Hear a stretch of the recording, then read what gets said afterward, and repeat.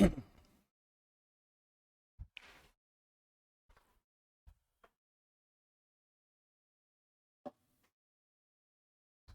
को नमस्कार। Science by Manoj sir के डिजिटल प्लेटफॉर्म पर आप सभी का स्वागत और अभिनंदन। मैं मनोज कलोरिया आप सभी का स्वागत करता हूं, अभिनंदन करता हूं।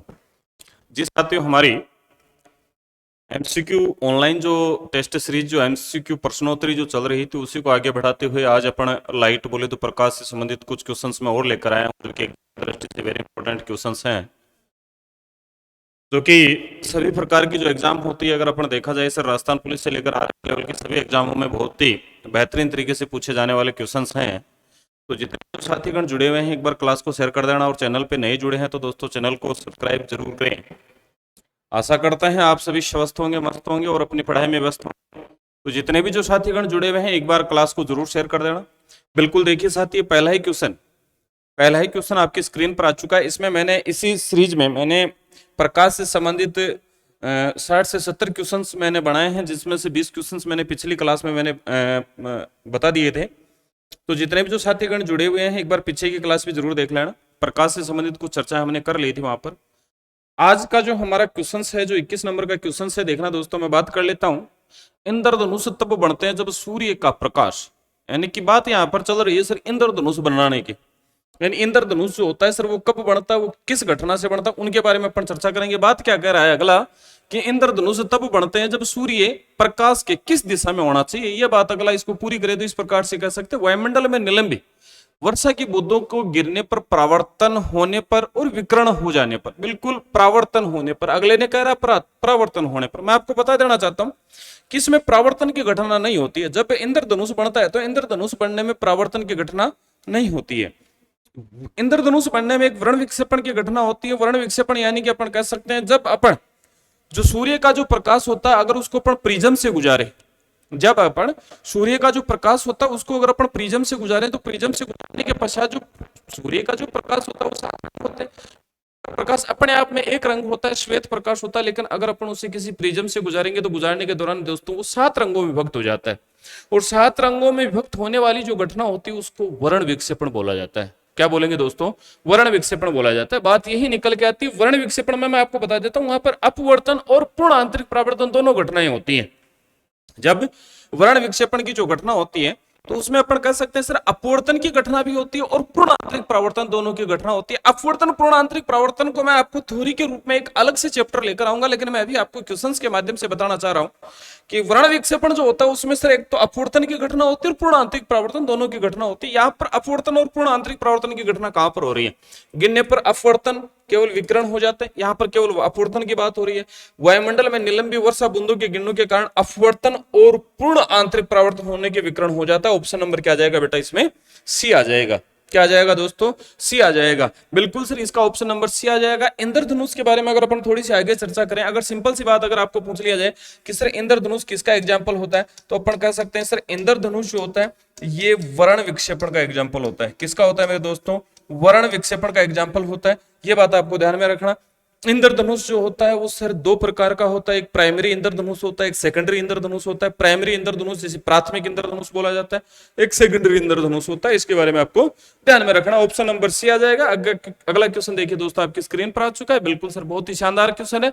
संक्रमण आयन किसमें प्रकाश को अवशोषित करते हैं? बहुत अच्छा क्वेश्चन है। यानी संक्रमण आयन जो होते हैं किसमें प्रकाश को अवशोषित करते हैं? पराबैंगनी क्षेत्र में करते हैं, सूक्ष्म तरंग क्षेत्र में करते हैं, दृश्य क्षेत्र में करते हैं, या अवरक्त क्षेत्र में करते हैं? बिल्कुल सर, इसका आंसर बताइए। देखिए दोस्तों, बिल्कुल बिल्कुल सभी को धन्यवाद जितने भी जो साथीगण जुड़े हुए। बिल्कुल, अगर आपको पूछा गया है कि संक्रमण आयन जो होते हैं सर किसमें प्रकाश को अवशोषित कर लेते हैं, तो इसमें अपन बता सकते हैं दोस्तों ऑप्शन नंबर सी बोले तो दृश्य क्षेत्र में। किसमें मेरे दोस्तों? दृश्य क्षेत्र में। जो देखने का जो दृश्य क्षेत्र होता है उसी दृश्य क्षेत्र में जो संक्रमण आयन होते हैं प्रकाश को अवशोषित कर लेता है, और अवशोषित करने के पश्चात जिस रंग की वस्तु हमें दिखाई दे रही है वो रंग हमें पुनः परावर्तित होता है। परावर्तन के कारण मेरे दोस्तों हमें किसी न किसी प्रकार की कोई वस्तु हमें दिखाई देती है। अगर आप मेरे को देख पा रहे हो, मैं आपको देख पा रहा हूं, आप किसी भी वस्तु को जब आप देखते हो तो देखने वाली जो घटना होती है बेटा प्रकाश के परावर्तन की घटना होती है। प्रकाश परावर्तन की घटना में अगर आपको पूछा जाए तो हम कह सकते हैं जब प्रकाश की किरण जो होती है उसको सिर्फ किसी परावर्तक जो कि अपारदर्शी होना चाहिए। अपारदर्शी परावर्तक पृष्ठ पर अगर डाला जाए तो डालने के पश्चात वह टकराकर वापस उसी माध्यम में लौट जाती है। लौटने की जो घटना होती है मेरे दोस्तों वो प्रकाश के परावर्तन की घटना होती है। अगर प्रकाश प्रवर्तन घटना की अगर आपको एग्जाम्पल पूछा जाए तो सिंपल से एग्जाम्पल मैं आपको बता सकता हूं कि सर किसी भी वस्तु का दिखाई देना, किसी भी वस्तु का दिखाई देना, अगर आपको ये पूछ लिया जाए किसी भी वस्तु का दिखाई देना किसका एग्जाम्पल होता है तो आपको बता देना है मेरे दोस्तों किसका एग्जाम्पल होता है, ये प्रकाश के परावर्तन का एग्जाम्पल होता है। दूसरी बात अपन बता सकते हैं सर, दूसरा आपको बता देना है कि सर दर्पण का चमकना, किसका मेरे दोस्तों, दर्पण का चमकना किसका एग्जाम्पल होता है, ये भी सर प्रकाश के परावर्तन का एग्जाम्पल होता है। किसका होता है बेटा, परावर्तन का एग्जाम्पल होता है। ये बात आपको ध्यान में रखनी है। ऑप्शन नंबर क्या आ जाएगा बेटा, इसमें सी आ जाएगा। जी सर, अगला क्वेश्चन देखिए आपकी स्क्रीन पर आ चुका है। पृथ्वी, बहुत अच्छा क्वेश्चन है। पृथ्वी पर दूर के वस्तुओं को देखने के लिए किस यंत्र का प्रयोग किया जाता है, यानी कि पृथ्वी पर दूर की जो वस्तुएं होती है उन वस्तुओं को अगर अपन देखें तो उनको देखने के लिए बेटा किसका उपयोग किया जाता है, किस यंत्र का उपयोग किया जाता है, पार्थिविक दूरदर्शक का, खगोलीय का, संयुक्त सूक्ष्मदर्शी या आवर्धक लेंस का। मैं आपको बता देता हूं कि सर संयुक्त सूक्ष्मदर्शी में अपन कह सकते हैं कि जो भी सूक्ष्म जीव होते हैं, जो भी सूक्ष्म जीव होते हैं जिनको अपन नग्न आंखों से नहीं देख सकते, उनको देखने वाला जो यंत्र होता है उसे संयुक्त सूक्ष्मदर्शी यंत्र बोला जाता है। अगर आपको बात हो रही है सर पृथ्वी में दूर की वस्तुओं को देखने के लिए तो अपन कह सकते हैं बेटा पार्थिविक दूरदर्शक। कौन सा रहेगा, पार्थिविक दूरदर्शक यंत्र होता है जिसके माध्यम से अपन दूर की वस्तु को बेटा नजदीक के रूप में देखा जा सकता है। ऑप्शन नंबर क्या आ जाएगा बेटा, ए आ जाएगा। बिल्कुल सर, बिल्कुल, धन्यवाद सभी को। अगला क्वेश्चन देखिए आपकी स्क्रीन पर आ चुका है। सफेद प्रकाश को जब अलग अलग रंगों में विभक्त करने के लिए किसका प्रयोग किया जाता है। बिल्कुल, जो अगर अपन बात करें कि सर सूर्य का जो प्रकाश होता है वो अपने आप में बेटा एक ही रंग होता है। सूर्य का जो प्रकाश होता है वो अपने आप में एक ही रंग होता है, लेकिन अपन उस एक रंग को अगर अलग अलग रंगों में बोले तो 7 रंगों में जब अपन इससे विभक्त करें तो विभक्त करने के लिए हमारे पास क्या माध्यम होना चाहिए, किस माध्यम से गुजारने के पश्चात दोस्तों वो 7 रंगों में विभक्त होगा। अभी मैंने आपको एक कंडीशन बताई थी कि जब वर्ण विक्षेपण की घटना होती है, किसकी मेरे दोस्तों, वर्ण विक्षेपण की घटना, जब वर्ण विक्षेपण की घटना होती है तो वर्ण विक्षेपण की घटना में क्या होता है, जब सूर्य का प्रकाश जो होता है, किसको बेटा, सूर्य के प्रकाश को, सूर्य के प्रकाश को, जब सूर्य के प्रकाश को किससे गुजारा जाए, प्रिज्म से गुजारा जाए। किससे बेटा, प्रिज्म से गुजारा जाए। सूर्य के प्रकाश को प्रिज्म से गुजारा जाए तो वह 7 रंगों में विभक्त होता है। वह 7 रंगों में, किसमें मेरे दोस्तों, 7 रंगों में विभक्त होता है। क्या होता है बेटा, 7 रंगों में विभक्त होता है। और 7 रंगों में जो विभक्त होने वाली जो घटना होती है उसको बेटा वर्ण विक्षेपण बोला जाता है। क्या बोलते हैं उसे, वर्ण विक्षेपण बोला जाता है। यानी कि मैं कह सकता हूं कि वर्ण विक्षेपण जब कब होता है, ये सर जब अपन उसको प्रिज्म से गुजारेंगे तो प्रिज्म से गुजरने के दौरान ये 7 रंगों में विभक्त हो जाएगा, जिसमें ऊपरी रंग बेटा बैंगनी रहेगा। कौन सा रहेगा, बैंगनी रहेगा। नीचे का जो रंग रहेगा बेटा लाल रहेगा। बैंगनी रंग का प्रकीर्णन जो होता है बेटा, अगर आपको पूछा जाए कि बैंगनी रंग का जो प्रकीर्णन जो होता है वो कैसा रहेगा बेटा, सर्वाधिक रहेगा। लेकिन उसका तरंग दैर्ध्य पूछा जाए, क्या पूछा जाएगा बेटा, तरंग दैर्ध्य पूछा जाए तो वो क्या रहेगा, कम रहेगा। इसका अगर आपको प्रकीर्णन पूछा जाए, किसका बेटा, इसका लाल रंग का प्रकीर्णन पूछा जाए तो वो क्या रहेगा, कम रहेगा। लेकिन इसका तरंग दैर्ध्य अगर आपको पूछा जाता है, अगर आपको इसका तरंग दैर्ध्य आपको पूछा जाता है तो वो कैसा रहता है बेटा, सर्वाधिक रहता है। ये बातें आपको ध्यान में रखनी। ऑप्शन नंबर क्या आ जाएगा बेटा, डी आ जाएगा। बिल्कुल सर, धन्यवाद। अगला क्वेश्चन देखिए आपकी स्क्रीन पर आ चुका है। निम्नलिखित में से किस उपकरण का प्रयोग करके प्रकाश के प्रक्षेपण का अध्ययन के लिए किया जाता है। बिल्कुल अच्छा क्वेश्चन है कि निम्नलिखित में से किसका कौन से उपकरण का उपयोग करके अपन प्रकाश का प्रक्षेपण जो होता है उसका ज्ञात किया जाता है या प्रक्षेपण का अध्ययन किया जाता है। सूक्ष्मदर्शी की अगर मैं बात करूं तो कह सकता हूं बेटा इसमें सूक्ष्म जीवों को देखा जाएगा। किसको बेटा, सूक्ष्म जीवों को देखा जाता है। ये सूक्ष्मदर्शी यंत्र होता है एक प्रकार का। इसको सूक्ष्म जीव जो होते हैं, छोटे मोटे जीव होते हैं जिनको अपन नग्न आंखों से नहीं देख सकते, उन नग्न आंखों से नहीं देखे जाने वाले को अपन सूक्ष्मदर्शी यंत्र का उपयोग करते हैं। बिल्कुल सर। दूरबीन की अगर अपन बात करें तो कह सकते हैं दूर की वस्तुओं को देखने के लिए। क्या बेटा, यह दूर की वस्तुओं को देखने के लिए किया जाता है। दूर की वस्तुओं को देखने के लिए किया जाता है। ये बात आपको ध्यान में रखना। यहां पर अगर देखा जाए तो हम कह सकते हैं बेटा दूर की वस्तुएं जो होती है उन वस्तुओं को देखे जाने के लिए किया जाता है। इसके बाद में अगर अपन चर्चा करें तो देख सकते हैं बिल्कुल एक देखना दोस्तों, दूर की वस्तुओं को देखा जाने के लिए क्या जाता है, स्पेक्ट्रोमीटर के बारे में अगर अपन चर्चा करें तो सर कह सकते हैं ये सर जो होता है उपकरणों का प्रयोग कर, यानी कि उपकरणों का जो प्रयोग कर प्रकाश का प्रक्षेपण का किया जाता है। ऑप्शन नंबर क्या आ जाएगा इसमें, सी आ जाएगा। फोटोमीटर की अगर अपन बात करें तो सर कह सकते हैं कि प्रकाश की तीव्रता ज्ञात की जाती है। क्या बेटा, प्रकाश की तीव्रता ज्ञात की जाती है। अगर प्रकाश की तीव्रता के बारे में पूछा जाए तो अपन कह सकते हैं बेटा फोटोमीटर रहेगा। तो इसमें ऑप्शन नंबर कौन सा आ जाएगा बेटा, सी आ जाएगा। कौन सा आ जाएगा, सी आ जाएगा। बिल्कुल सर। अगला क्वेश्चन देखिए आपके स्क्रीन पर आ चुका है। तरण तरण लाल वास्तविक गहराई, तरण लाल स्विमिंग पूल की बात हो रही है यहां पर कि स्विमिंग पूल जो होता है वास्तविक गहराई से कम गहरा दिखाई देता है। इसका कारण क्या होता है? अभी मैंने आपको एक बात बताई थी कि जब प्रकाश की किरण होती है उसको अगर अपन एक माध्यम से दूसरे माध्यम में गुजारेंगे, एक माध्यम से दूसरे माध्यम में गुजारेंगे, जैसे नॉर्मल अगर अपन बात करें, अपन किसी स्विमिंग पूल के ऊपर खड़े हैं, ऊपर खड़े हैं मतलब कि अपन वायुमंडल में खड़े हैं और उसी वायुमंडल से अपन उस जल के अंदर देख रहे हैं, उस जल के तल को देख रहे हैं, उन जल की गहराई को देख रहे हैं, उस स्विमिंग पूल की गहराई को देख रहे हैं। लेकिन जब अपन बाहर से अगर अपन नीचे देख रहे हैं तो समुद्र तल की जो गहराई होती है या स्विमिंग पूल की जो गहराई होती है वो हमें उठी हुई दिखाई देती है। जहां निश्चित उसका जो यथा स्थान होती है उस यथा स्थान से अपन ऊपर उठा हुआ दिखाई देता है। ये किस कारण देता है? मैंने बताया था कि जब प्रकाश की किरण एक माध्यम से दूसरे माध्यम में जब गुजरती है तो वो अपने मूल पथ से विचलित हो जाती है। अपने मूल पथ से विचलित होने वाली जो घटना होती है मेरे दोस्तों, वो प्रकाश के अपवर्तन की घटना होती है। कौन सी होती है?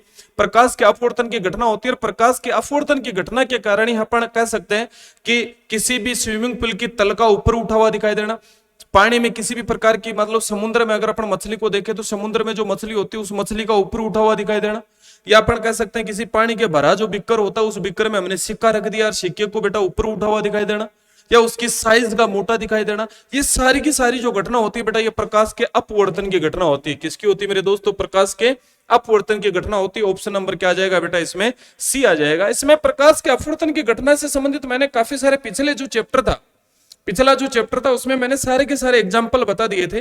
तो वही एग्जाम्पल बेटा यहाँ पर बेटा फिर से रिवाइज हुआ है कि प्रकाश के अपवर्तन के कारण किसी भी वस्तु को अपन जल में देखेंगे तो वो हमें उभरी हुई दिखाई देगी या उठी हुई दिखाई देगी। बिल्कुल सर, ऑप्शन नंबर ए आ जाएगा। बिल्कुल सर, धन्यवाद। अगला क्वेश्चन देखिए, अगर अपन देखा जाए वही बात निकल के आई है, पानी की टंकी को ऊपर से देखने पर कम गहरी क्यों दिखाई देती है? वही बात है, कम गहरी क्यों दिखाई देगी? क्योंकि उसका जो तल होता है वो ऊपर उठा हुआ दिखाई देगा, और ऊपर उठा हुआ दिखाई देगा। मैंने वही तो बात बोली कि अपना यथा स्थिति दिखाई देने वाली जो कंडीशन होती है वो प्रकाश के अपवर्तन के कारण होती है। किसके कारण बेटा? प्रकाश के अपवर्तन के कारण होती है। किसी पानी के भरे बिक्कर या गिलास में पेंसिल या छिड़का मुड़ा हुआ दिखाई देना, वो भी सर इसी का ही काम होता है। अपन कह सकते हैं कि तारों का टिमटिमाना वेरी इंपॉर्टेंट एग्जांपल होता है प्रकाश के अपवर्तन का। तारों का टिमटिमाना भी बेटा इसी का एग्जांपल होता है प्रकाश के अपवर्तन का। दूसरी अपन कह सकते हैं कि किसी ऑफिस में लगा जो कांच होता है उस कांच के नीचे जो भी दबे अक्षर होते हैं वो हमें उभरे हुए दिखाई देते हैं, वो भी सर इसी का एग्जाम्पल होता है। इसके बाद में अगर आपको पूछा जाए कि धुएं के उस झिलमिलाहट नजर आना, धुआं होती है उसके उस पार देखा जाए तो झिलमिलाहट का नजर आना, वो भी सर इसी का एग्जांपल होता है। उसके बाद में अगर अपन देखा जाए तो कह सकते हैं कि जस्ट एक बात और निकल के आती है कि जब सूर्य उदय होता है, सूर्य होने से पहले 2 मिनट पहले हमें उस क्षेत्र में लालिमा दिखाई देती है। जब सूर्य अस्त हो रहा है तो पश्चिम दिशा में अपन देखें कि अस्त हो रहा है, अस्त होने के बाद भी 2 मिनट तक हमें वहां पर लालिमा दिखाई देती है, वो भी सिर्फ किसका एग्जाम्पल होता है? प्रकाश के अपवर्तन के कारण ही होता है। ऑप्शन नंबर क्या आ जाएगा मेरे दोस्तों? सी आ जाएगा। बिल्कुल सर। अगला क्वेश्चन देखिए, निम्नलिखित विकल्पों में से कौन सा विकल्प ताप बजट की सही व्याख्या करता है? बिल्कुल बहुत अच्छा क्वेश्चन है। इसमें अगर देखा जाए तो अपन कह सकते हैं निम्नलिखित विकल्पों में से कौन सा विकल्प ताप बजट की सही व्याख्या करता है? यह पृथ्वी की लंबी तरंगों के रूप में विकिरण करता है, यह एक पदार्थ से दूसरे पदार्थ में ताप स्थानांतरण करता है, तीसरा दे रखा है ये आगत विकिरण और निर्गत विकिरण का संतुलन करता है। बिल्कुल सर, इसका ऑप्शन नंबर क्या आ जाएगा? डी, सी आ जाएगा। क्या आ जाएगा मेरे दोस्तों? सी आ जाएगा। इसमें अपन बोल सकते हैं यह आगत विकिरण तथा निर्गत विकिरण का संतुलन का कार्य करता है। ऑप्शन नंबर क्या आ जाएगा बेटा? सी आ जाएगा। अगला क्वेश्चन देखिए, सूर्य उदय और सूर्य अस्त से पहले वायुमंडल में लालिमा किस कारण छाई हुई रहती है? अभी मैंने आपको जस्ट पीछे ही बताया, रिसेंटली जस्ट पीछे वाले क्वेश्चंस में बताया है कि अपवर्तन का एग्जांपल होता है कि जब सूर्य उदय हो रहा है और सूर्य अस्त हो रहा है, सूर्य उदय होने से पहले पूर्व दिशा में 2 मिनट पहले वहां पर लालिमा दिखाई देती है जहां पर सूर्य उदय होने वाला होता है। समझ रहे हो, पूरी पूर्व दिशा में नहीं होता, लेकिन जहां पर सूर्य उदय हो रहा है उस क्षेत्र की अगर अपन बात करें वहां पर हमें लालिमा दिखाई देती है। और इसी प्रकार से जब सूर्य अस्त हो गया, अस्त होने के पश्चात जब पश्चिम दिशा में सूर्य अस्त हो रहा है, तो अस्त होने के पश्चात कुछ समय तक हमारे को वहां पर लालिमा का दिखाई देना, वो भी मेरे दोस्तों किसका एग्जाम्पल होता है, प्रकाश के अपवर्तन का एग्जाम्पल होता है। ऑप्शन नंबर क्या आ जाएगा बेटा, सी आ जाएगा। क्या आ जाएगा, सी आ जाएगा। बिल्कुल सर, सभी को धन्यवाद, क्लास को शेयर करते रहिए। अगला क्वेश्चन देखिए, एशिया में विशालतम प्रावर्तित दूरबीन कहां है? एशिया में विशालतम प्रावर्तित दूरबीन यानी कि सबसे बड़ी जो दूरबीन है वो कहां पर है? अपन इसमें बोल सकते हैं कोडइकनाल तमिलनाडु में, ऊटी तमिलनाडु में, नैनीताल उत्तराखंड या कवालूर। इसमें ऑप्शन नंबर क्या जाएगा बेटा, कवालूर, ऑप्शन नंबर सी। यानी विशालतम प्रावर्तित जो दूरबीन कहां है वो कहां बेटा, कवालूर में है। ऑप्शन नंबर क्या आ जाएगा मेरे दोस्तों, सी आ जाएगा। बिल्कुल सर, सभी को धन्यवाद। अगला क्वेश्चन देखिए आपकी स्क्रीन पर आ चुका है, निम्नलिखित में से क्या प्रकाश में वायुमंडल अपवर्तन का परिणाम नहीं है? यानी कि इसमें क्या पूछा गया है कि इसमें अपवर्तन का एग्जाम्पल कौन सा नहीं है, ये बात अगले ने पूछी है कि इसमें अपवर्तन से संबंधित जो एग्जाम्पल है वो कौन सा नहीं है। बाकी अपवर्तन से संबंधित मैंने सारे के सारे एग्जाम्पल के बारे में मैंने आपको बता दिया था इससे पीछे वाली क्लास में, तो आप उसको अगर देख लोगे तो यहां से बिना देखे आप डायरेक्ट क्वेश्चन को क्लियर कर सकते हो। सूर्य अस्त तथा समय के लालिमा दिखाई देना, अगर अगले ने यह कहा है सूर्य अस्त के समय लाल दिखाई देना, सूर्य अस्त के समय लाल तो दिखाई देगा, लेकिन इसमें परावर्तन की अपवर्तन की कोई घटना नहीं होती, लाल तो दिखाई देगा। लेकिन अगर ये कहता ना कि सूर्य अस्त होने के 2 मिनट बाद तक उस क्षेत्र में लालिमा दिखाई देना, तब अपन कह सकते थे कि ये सिर्फ अपवर्तन का एग्जाम्पल है। लेकिन ये अपवर्तन का एग्जाम्पल नहीं होता है कि वो लाल दिखाई दे रहा है, वो अपवर्तन का एग्जाम्पल नहीं होता है। वो तो अपन कह सकते हैं सिर्फ प्रकीर्णन का एग्जाम्पल होता है। किसका होता है, प्रकीर्णन का एग्जाम्पल होता है। तो इसमें यही आएगा, इसमें यही अपवर्तन का एग्जाम्पल नहीं है। बाकी तारों का टिमटिमाना बिल्कुल होता है। सूर्य का आकाश के वास्तविक ऊंचाई गहराई का ऊपर उठा हुआ दिखाई देना, ऊंचाई से संबंधित या गहराई से संबंधित अगर कोई भी क्वेश्चन आए तो आप समझ लेना बेटा अपवर्तन से संबंधित बात हो रही है। किससे संबंधित बात हो रही है, अपवर्तन से संबंधित बात हो रही है। सूर्य का वास्तविक उदय या 2 मिनट पहले या बाद तक दिखाई पड़ना, बिल्कुल सर, ये भी किसका एग्जाम्पल होता है, अपवर्तन का एग्जाम्पल होता है। इसका ऑप्शन नंबर क्या आ जाएगा मेरे दोस्तों, ए आ जाएगा। बिल्कुल सर, सभी को धन्यवाद। अगला क्वेश्चन देखिए आपकी स्क्रीन पर आ चुका है, दृष्टि के स्थायित्व का सिद्धांत किसके पीछे का सिद्धांत होता है? सिनेमा का सिद्धांत होता है। किसका बेटा, सिनेमा का सिद्धांत होता है। दृष्टि के स्थायित्व का सिद्धांत किसके पीछे का सिद्धांत होता है? किसका होता है, सिनेमा का सिद्धांत होता है। ऑप्शन नंबर बी आ जाएगा। डायरेक्ट क्वेश्चन पूछ लिए जाएंगे, यहां से काफी सारे क्वेश्चन आपके एग्जाम में फंसने वाले हैं। बिल्कुल सर, अगला क्वेश्चन देखिए, हाँ, मरीचिका एक उदाहरण होता है, मरग मरीचिका का बढ़ना एक उदाहरण होता है। बात ही होती है सिर्फ मरग मरीचिका क्या होती है। बिल्कुल, मरग मरीचिका के बारे में अगर अपन चर्चा करें तो कह सकते हैं कि जब अपन रेगिस्तान की बात करें कि जो रेगिस्तानी जो टीले होते हैं, अगर किसी भी रेगिस्तानी जगह की बात की जाए कि सर रेगिस्तानी जो टीले होते हैं, उन रेगिस्तानी टीलों पर अगर देखा जाए, रेगिस्तानी टीलों पर अगर देखा जाए तो अगर अपन दूर से यहाँ पर कोई हिरण खड़ी है और ये हिरण अगर दूर से यहां पर देखेंगे तो सर उसको यहां पर क्या नजर आएगा, पानी नजर आएगा। क्या नजर आएगा बेटा, पानी नजर आएगा। अब बात होती है ये हिरण जब इनके पास में जाएगी तो यहां पर पानी नहीं होता है, यहां पर पानी नहीं होता है। और यहां पर दूर से देखने पर पानी का नजर आने की जो घटना होती है, इसको ही अपन क्या बोलते हैं बेटा, मरग मरीचिका बोला जाता है। क्या बोला जाता है, मरग मरीचिका बोला जाता है। और ये मरग मरीचिका की जो घटना होती है इसको अपन बोल सकते हैं बेटा पूर्ण आंतरिक परावर्तन की घटना के कारण होता है। लेकिन मैं आपको बता देना चाहता हूं कि जब पूर्ण आंतरिक परावर्तन की घटना होती है तो उसके साथ साथ अपवर्तन की घटना भी होती है। क्या होती है मेरे दोस्तों, अपवर्तन की घटना भी होती है। ये बातें भी आपको ध्यान में रखनी। तो यहां पर अगर देखा जाए कि सर केवल प्रकाश के अपवर्तन, केवल प्रकाश का पूर्ण आंतरिक परावर्तन, प्रकाश का अपवर्तन और पूर्ण आंतरिक परावर्तन, ऑप्शन नंबर क्या आ जाएगा बेटा, इसमें सी आ जाएगा। क्या आ जाएगा, सी आ जाएगा। बड़ा ही इंपॉर्टेंट क्वेश्चन है। अगर आपको पूछा जाए तो ये दोनों की दोनों चीजें मैं आपको बता देता हूं। एक तो होता है मरग मरीचिका का बढ़ना, जब अपन रेगिस्तान गर्मियों के दिनों में आप रेगिस्तानी किसी भी टीले को देखते हो तो वहां पर क्या होता है, आपको थोड़ा सा जल दिखाई देता है, नजर आता है, तो वो भी सिर्फ प्रकाश के पूर्ण आंतरिक परावर्तन का एग्जाम्पल होता है। अगर यहाँ पर यह न दिया होता तो अपन डायरेक्ट इसको भी कर सकते थे, पूर्ण आंतरिक परावर्तन को, लेकिन यहाँ पर केवल नहीं आना चाहिए था, वहां पर केवल नहीं आना चाहिए था। इसी प्रकार से मैं एक एग्जांपल और बताऊं आपको, जैसे अपन गर्मियों के दिनों में सड़क पर चल रहे हैं, बाइक लेके चल रहे हैं, किसी गाड़ी में चल रहे हैं, तो आप सड़क मीटर 50 मीटर तक दिख रहा है, तो वहां पर जब आप देखोगे तो देखने के दौरान आपको वहां पर आग सी या झिलमिलाहट या पानी सा नजर आता है, तो वो भी सिर्फ किसकी वजह से आता है, वो भी सिर्फ पूर्ण आंतरिक परावर्तन की वजह से ही आता है। बिल्कुल ध्यान रखना, ऑप्शन नंबर क्या आ जाएगा बेटा, सी आ जाएगा। बिल्कुल सर, धन्यवाद सभी को। अगला क्वेश्चन देखिए आपकी स्क्रीन पर आ चुका है। जब किसी वस्तु को दो समांतर समतल दर्पणों के बीच में रखा जाता है तो बने हुए प्रतिबिंब की संख्या कितनी होती है? बिल्कुल, बहुत अच्छा क्वेश्चन है। यहां पर देखा जाए दो समांतर है, दो समांतर है, समतल दर्पण है, और दोनों दर्पणों के बीच में अगर अपन कह रहे हैं कि दोनों दर्पणों के बीच में, दर्पणों को बीच में रखा जाए तो बने हुए प्रतिबिंब यहां से ये इससे टकराएगा, इससे टकराएगा, इससे टकराएगा, इसमें अनंत बढ़ेंगे। क्या बढ़ेंगे बेटा? अनंत बढ़ेंगे। इसमें किसी प्रकार की कोई संख्या नहीं बढ़ेंगी, वो हमें काफी लंबी दूरी तक दिखाई देगा। मैं आपको बता देता हूं, एक छोटा सा एग्जांपल बताता हूं। आप कभी किसी नाई के पास बैठे होंगे, आप कभी किसी नाई के पास बैठे हो तो आपको पता है जब आप नाई के पास बैठते हो, जब कटिंग करा रहे होते हो, तो नाई के जो पीछे लगा हुआ जो दर्पण होता है, एक आपके सामने जो लगा हुआ जो दर्पण है, पहले आपकी तस्वीर वहां दिखाई देगी, फिर पीछे, फिर आगे, फिर पीछे, मतलब काफी सारी ऐसी लगेगी, सारे शीशे शीशे दिख रहे हैं, पीछे भी आपको ऐसे लग रहा है कि काफी सारे शीशे शीशे, मतलब अनंत दूरी तक आपको क्या दिखेगा, उसमें काफी सारे, जहां तक आपकी नजर जा रही है आपको दिखाई देता है। बिल्कुल सर, तो अनंत इसमें प्रतिबिंब बनेंगे। ऑप्शन नंबर क्या आ जाएगा बेटा? डी आ जाएगा। अगला क्वेश्चन देखिए आपकी स्क्रीन पर आ चुका है। वाहनों के हेडलाइट में किस प्रकार का दर्पण लगाया जाता है? बड़ा ही अच्छा क्वेश्चन है, मैंने आपको बता दिया था। उत्तल दर्पण का उपयोग किया जाता है। किसका उपयोग किया जाता है? उत्तल दर्पण का उपयोग किया जाता है। ये बताई हुई सारी चीजें हैं। उत्तल दर्पण का उपयोग कहां कहां किया जाता है? एक तो अपन कह सकते हैं सर वाहनों के बगल में, वाहनों के बगल में पश्य दृश्य देखने के लिए। क्या मेरे दोस्तों?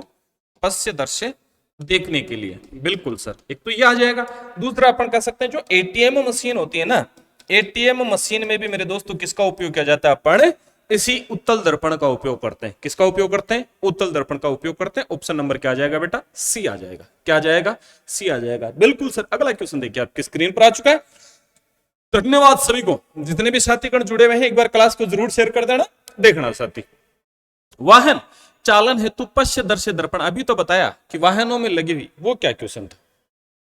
हेडलाइट। सुनना मेरे दोस्तों, सुनना, क्वेश्चन थोड़ा रिपीट हो रहा है। यहां पर वाहनों की हेडलाइट की बात हो रही है, हेडलाइट की बात हो रही है, तो ये समझ लेना किसकी बात, क्या होगा बेटा? अवतल दर्पण होगा। क्या होगा? अवतल दर्पण होगा। अगर आपको पूछ लिया जाए, ये देख लेना, इसमें अपन कह सकते हैं उत्तल दर्पण। क्या होगा? उत्तल दर्पण। ये बात आपको ध्यान में रखना। वाहनों की हेडलाइट, हेडलाइट की अगर बात आ रही है सर, कहीं भी लाइट शब्द आ जाए ना, लाइट शब्द आ जाए कहीं भी, अगर लाइट शब्द आ रहा है तो ये समझ लेना किसकी बात हो रही है? अवतल दर्पण की। वाहनों की हेडलाइट हो गई, टॉर्च लाइट हो गई, सर्च लाइट हो गई, समझ रहे हो? किसी भी प्रकार की अगर लाइट शब्द आ गया तो ये समझ लेना वाहनों की हेडलाइट मान लो, किसी प्रकार तो अपन अवतल दर्पण कर सकते हैं। बाकी अवतल दर्पण का और भी काफी सारे एग्जांपल होते हैं, लेकिन मैंने जब लाइट की जब बात आई है ना, लाइट की, तो आप ये तो समझ लेना, ये तो कंफर्म कर देना, जहां लाइट शब्द आ गया और फिर अगर आपको दर्पण पूछा जा रहा है तो अवतल दर्पण करके आना है, आंख मीच के ठोक के आना है बेटा, इसमें किसी प्रकार की कोई दो राय नहीं है। बिल्कुल सर। और भी इसमें होता है, जैसे ENT डॉक्टर होता है, नाक कान गले वाले जो डॉक्टर होते हैं, उनमें सर इसका उपयोग किया जाता है, तो इसका ध्यान में रखना। ऑप्शन नंबर बी आ जाएगा। अगला क्वेश्चन देखिए, वाहन चालन हेतु पश्य दर्शय दर्पण के लिए भी मैंने बताया था कि सर किसका उपयोग किया जाता है? उत्तल दर्पण का उपयोग किया जाता है। पीछे का दृश्य देखने के लिए जो उत्तल दर्पण का उपयोग किया जाता है, उसका अगर आपको प्रतिबिंब पूछ लिया जाए कि सर इसका प्रतिबिंब कैसा बनता है, तो इसका प्रतिबिंब मैं आपको बता देता हूं। इसका जो प्रतिबिंब बनेगा उत्तल दर्पण का, वो मेरे दोस्तों कैसा बनेगा? वस्तु से छोटा बनेगा। कितना बनेगा? वस्तु से छोटा बनेगा। दूसरी बात अपन कह सकते हैं सीधा बनेगा। तीसरी बात अपन कह सकते हैं बेटा आभासी बनेगा। कैसा बनेगा? आभासी बनेगा। ये बात आपको ध्यान में रखना। बिल्कुल सर, धन्यवाद सभी को। इसका ऑप्शन नंबर सी आ जाएगा। अगला क्वेश्चन देखिए आपकी स्क्रीन पर आ चुका है। उत्तल और अवतल दर्पण दोनों किसके एग्जाम्पल होते हैं? बिल्कुल सर, उत्तल और अवतल दर्पण दोनों के दोनों जो होते हैं, गोलीय दर्पण के एग्जाम्पल होते हैं। एक गोलीय दर्पण होता है, गोलीय दर्पण मतलब कि दर्पण की अगर अपन बात करें तो सर कह सकते हैं, सिंपल बात अपन करें तो दर्पण दो भागों में डिवाइड होता है। एक होता है बेटा समतल दर्पण। कैसा रहेगा? समतल दर्पण। और एक होता है बेटा गोलीय दर्पण। कैसा रहेगा? गोलीय दर्पण रहेगा। और इसी गोलीय दर्पण के दो भाग और होते हैं, एक अवतल हो जाएगा और एक हो जाएगा उत्तल हो जाएगा। अगला यही तो बात पूछ रहा है, अवतल और उत्तल किसका एग्जाम्पल होता है? गोलीय दर्पण का। किसका होता है बेटा? गोलीय दर्पण का। ऑप्शन नंबर डी आ जाएगा। बिल्कुल सर, सभी को धन्यवाद। अगला क्वेश्चन देखिए, 3D फिल्में देखने के लिए चश्मों में कौन सा लेंस लगाया जाता है? बिल्कुल पोलराइज्ड। कौन सा?